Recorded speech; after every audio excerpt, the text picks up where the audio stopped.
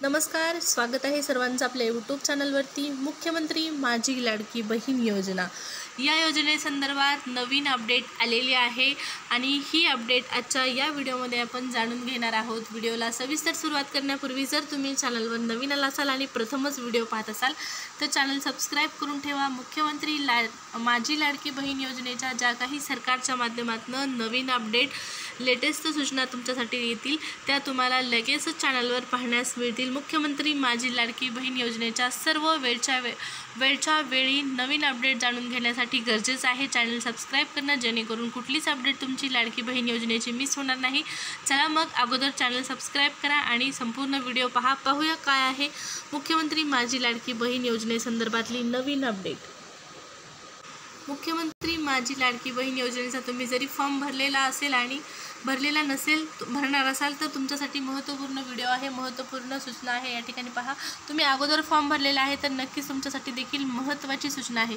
मुख्यमंत्री माझी लाडकी बहीण योजनेचा तुम्ही फॉर्म भरलेला असेल तेव्हा तुम्हाला नारी शक्ती दूत ॲपवरती तुमचा फॉर्म भरता वेळेस तुम्हाला एडिट हा ऑप्शन त्या ठिकाणी दिसत नव्हता, परंतु आता महिलांसाठी खुशखबर आहे। ज्या महिलांचा फॉर्म चुकलेला आहे, ॲड्रेस चुकलेला आहे, नाव चुकलेलं आहे, पतीचं नाव असेल किंवा स्वतःचं नाव असेल, आडनाव असेल, यामध्ये काही मिस्टेक झालेली असेल, कारण आधार कार्डनुसार तुम्हाला माहिती त्या ठिकाणी भरायची आहे आणि आधार कार्डनुसार जर तुम्ही तुमचा फॉर्म भरलेला नसेल तर तुमच्यासाठी आता नारी शक्ती दूत ॲपवरती एडिटचं ऑप्शन तुम्हाला मिळणार आहे। एडिट करण्यासाठी तुमचा फॉर्म, तुम्हाला चुकलेला फॉर्म व्यवस्थित म्हणजे दुरुस्त फॉर्म करण्यासाठी हा एडिटचा ऑप्शन मिळालेला आहे आणि ह्या एडिट ऑप्शनचा वापर करून तुम्हाला तुमचा फॉर्म जो आहे तो चूक दुरुस्त करून व्यवस्थितरित्या भरता येणार आहे।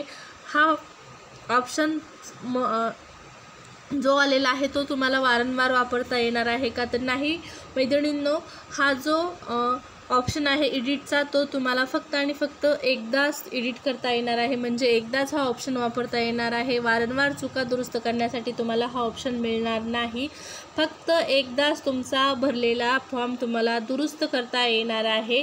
याची देखील माहिती असू द्या, कारण तुम्ही म्हणत असाल की आता परत ॲपवरती एडिटचा ऑप्शन आलेला आहे, आपण परत आपले जी काही चुका झालेल्या आहेत त्या दुरुस्त करू शकता, परंतु असं होणार नाही। भरलेल्या फॉर्मला या ठिकाणी फक्त आणि फक्त एकदाच हा ऑप्शन मिळणार आहे। तो ऑप्शन एडिट करण्यासाठी असणार आहे। पहिल्यांदा तुम्हाला नारी शक्ती ॲप जे आहे ते अपडेट करायचं आहे आणि त्यानंतरच तुम्हाला हा एडिटचा ऑप्शन पाहण्यास मिळणार आहे। जर तुमचा फॉर्म भरलेला चुकलेला असेल, तुम्हाला वाटत असेल की फॉर्म चुकलेला आहे, तर नक्की एकदा हा एडिटचा ऑप्शन वापरून तुम्ही तुमचा फॉर्म व्यवस्थितरित्या भरून घ्या, जेणेकरून तुम्हाला या योजनेचा लाभ मिळेल।